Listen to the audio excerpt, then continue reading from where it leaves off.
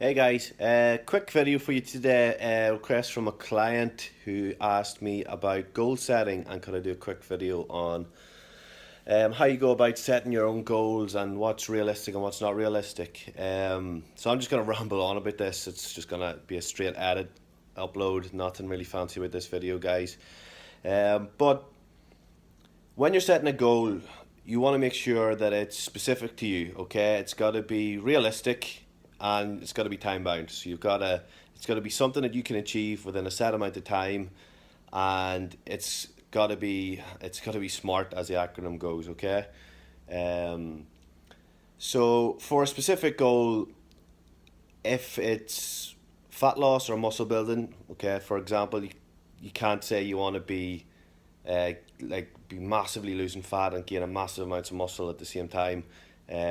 You've got to be specific to your goal. You've got to set a time frame you want to achieve it in, and you've got to be realistic about what you can do in that time.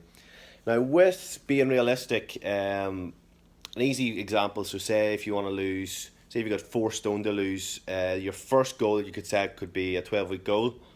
You're going to aim to lose 1 to 2 pound a week. So say if we go the higher end of that, you're going to talking about in 12 weeks, the maximum you're probably going to lose realistically is about 24 pounds. So that's fine. That's on the high end. That's a really good goal to aim for. But we want to always aim high. I'd rather have somebody set a target and feel forward. Rather than set a goal at £1 a week and only lose £12 over 12 weeks and be happy with that. To be honest, you probably would be happy with that. You're £12 lighter than you are now.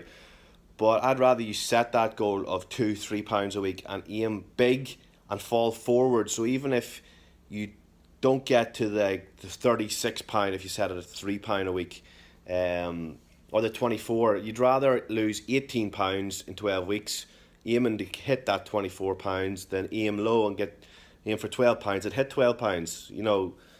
I'd rather set big goals and feel forward. And also, when setting a goal, you've got to realize